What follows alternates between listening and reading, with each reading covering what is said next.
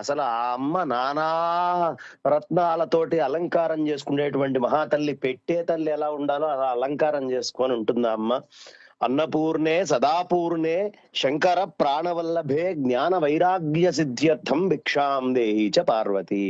మాతా చ పార్వతీదేవి, పితాదేవో మహేశ్వర, బాంధవాక్ శివభక్తాశ్చ, స్వదేశో భువనత్రయం అని శంకర భగవత్పాదాచార్యులు వారు ఆ అన్నపూర్ణ అమ్మవారి మీద రాశారు. మనకి ఛాందోగ్య ఉపనిషత్తు చెప్తుందండి, మనం తిన్నటువంటి అన్నము 3 భాగాలుగా విభజించబడుతుంది అని. అందులో ప్రధానమైనటువంటి భాగము పురీషంగా వ్యర్థంగా వెళ్ళిపోతుంది. ఇక మధ్యమ భాగము మాంసం కింద మారుతుంది. అందులోని సూక్ష్మ భాగం ఏదైతే ఉంటుందో అది మనస్సు కింద మారుతుంది. మన మనస్సు దేని వల్ల వస్తుంది అంటే మనం తినేటటువంటి అన్నం వల్ల మాత్రమే మన మనస్సు వస్తుంది. కాబట్టి మన మనస్సుకి కూడా మూలమైనటువంటి తల్లి ఈ తల్లి. ఆ తల్లి వల్లే మనకి మనస్సు వస్తోంది అని ఛాందోగ్యం చెబుతోంది. కాబట్టి ప్లస్ 2 రోజులు అన్నం తినకపోతే ఎవరికి మనసు పనిచేయదండి అంత వేగంగా. కాబట్టి మనస్సు పనిచేయాలి అంటే ఆ అమ్మ యొక్క పరిపూర్ణమైనటువంటి ఆశీస్సులు, అనుగ్రహం ఉండాలి. అందుకనే శంకరాచార్యుల వారి స్తోత్రంలో అన్నపూర్ణే, అమ్మ అన్నం పరబ్రహ్మ వస్తువు అంటాం కదా, సదాపూర్ణే, నువ్వు ఎప్పుడు పూర్ణమైనటువంటి దానివమ్మ. ఎలాంటి దానివి? శంకర ప్రాణవల్లభే, శంకర ఆ పరమేశ్వరుడి యొక్క ప్రాణవల్లభివి నువ్వు, మామూలు దానివి కాదమ్మా. జ్ఞాన వైరాగ్య సిద్ధ్యర్థం. నాకు అన్నం పెట్టేది దేనికోసం? నేనేదో కడుపు నింపుకోవడానికో, తినటానికో, తిరగడానికో, ఇంకో పని చేయడానికో దానికి కాదమ్మా. నాకు అన్నం తినటం వల్ల మనస్సు వస్తుంది కాబట్టి ఈ మనస్సులో జ్ఞానము వైరాగ్యము అనేవి వచ్చి నా శరీరంలో కూర్చోవాలి. జ్ఞాన వైరాగ్య సిద్ధ్యర్థం భిక్షాం దేహి చ పార్వతి. అమ్మా, నేను భిక్ష నిన్ను కోరుకుంటున్నది ఆ 2 నాకు ఇస్తావని తప్ప ఏదో నేను తినేసి బలవంతుండై ఏదో పని చేయాలని కాదు. మనస్సుకి శక్తి అంటే ఈ జీవుడు తనని తాను ఉద్ధరించుకోవాలి అంటే మనస్సు యొక్క పాత్ర చాలా గొప్పది. ఆ మనస్సు బయటికి వెళ్ళింది అనుకోండి, అది ఏమవుతుందంటే లోకాన్ని చూస్తుంది. కానీ ఒక్కసారి అంతర్ముఖం అయిందనుకోండి, నమః, నేను కాదు అంతా పరమాత్మే అనే జ్ఞానం వస్తుంది. ఈ మనస్సు అంతర్ముఖం కావాలి అంటే అన్నం కావాలి. అందుకనే మన కోశాలు మొదలు పెట్టినా ఆనందమయ కోశానికి ఆరంభం ఏమిటయ్యా అంటే అన్నమయ కోశమేనండి. ఆ తిన్నటువంటి అన్నమే మళ్ళీ తర్వాత స్థితికి వెళ్తుంది. ఆ అన్నము నుంచి ప్రాణం వస్తుంది, ప్రాణము నుంచి మనస్సు వస్తుంది, మనస్సు నుంచి విజ్ఞానం వస్తుంది, ఆ విజ్ఞానం వల్ల ఆనందము. అందుకని అన్నపూర్ణ, నాకు ఎలాంటి అన్నం పెడతావమ్మా తల్లి?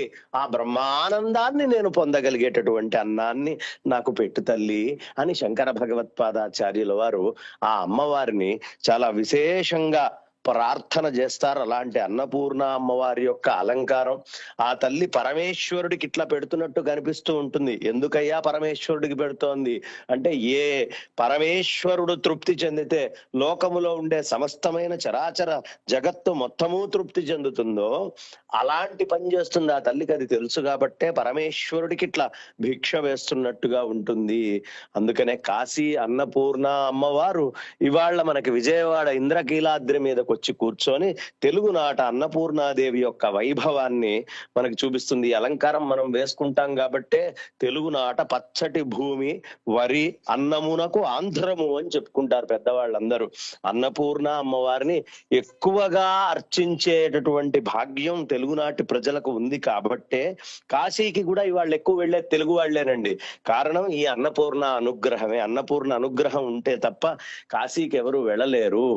అలాంటి కాశీకి మనం అందరం బాగా విశేషంగా తెలుగు వాళ్లే ఎక్కువ వెళ్లి తెలుగు ప్రాంతాల కింద పేర్లు కూడా గుళ్ళల్లో కూడా తెలుగులో రాసి పెడుతున్నారు అంటే ఉత్తరప్రదేశ్ లో.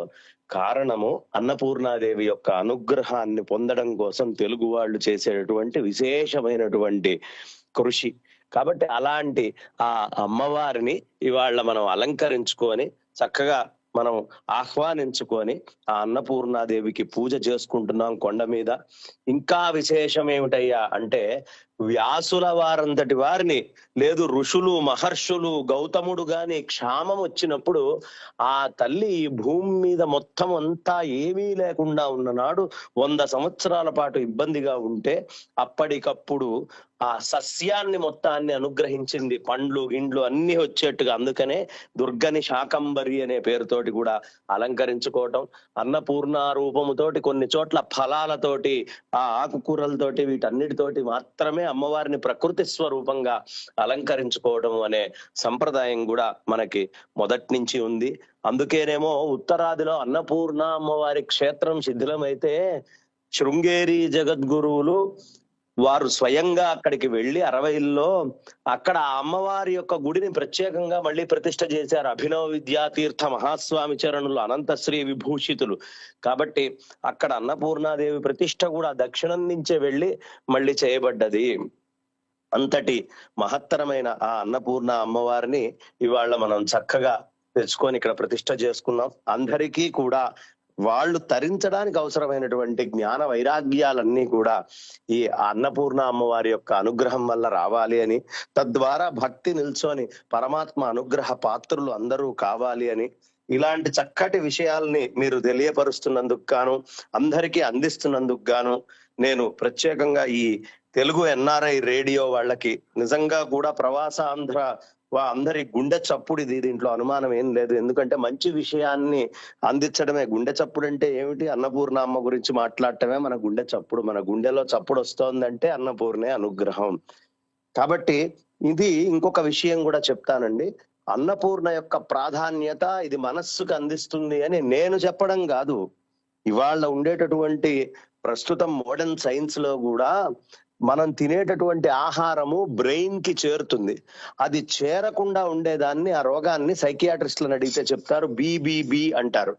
బీబీబీ అంటే బ్రెయిన్ బ్లడ్ బ్యారియర్. అది లోపలికి పోనీయకుండా ఆపుతుంది. అప్పుడు బ్రెయిన్ కి బ్లడ్ ని ఎట్లా సరఫరా చేయాలి, ఈ ఆహార పదార్థాలు ఈ శక్తి ఏవైతే మనం తీసుకున్నది ఉందో అది బ్రెయిన్ కి ఎట్లా చేర్చాలి అన్నప్పుడు పూర్వీకులైనటువంటి ఋషులు నిజంగా ఇవాళ వీళ్ళు రీసెర్చ్ చేయాలి. ఆ నెయ్యి అనేటటువంటిది శుద్ధమైన ఆవు నెయ్యి గనక వేసి పెడితే ఆ ఆవు నెయ్యి అనేటటువంటిది అది బ్రెయిన్ బ్యారియర్స్ ని దాటుకొని, లేదా ఆ నేతిలో సాల్వెంట్స్ ఏవైతే ఉంటాయో కరిగిపోయేవి అలాంటివి బ్రెయిన్ లో కూడా వెళ్ళి మళ్ళీ ప్రచోదనం చేస్తాయి అని చెప్తారు. కాబట్టి ఈ బుద్ధి ప్రచోదనానికి అన్నానికి చాలా సంబంధం ఉంది అనే విషయం ప్రపంచవ్యాప్తమైనటువంటి విషయం. అందరము కూడా అన్నపూర్ణాదేవి అనుగ్రహానికి పాత్రులమవుదామని చెప్తూ ఇంత చక్కటి 4 మాటలు పంచుకునే భాగ్యం మీ ద్వారా కలిగింది కాబట్టి నేను ధన్యవాదాలు తెలియపరచుకుంటూ ఆ అమ్మకి సాష్టాంగ ప్రణామాలతో నా వాణికి విరామాన్ని ఇస్తున్నాను.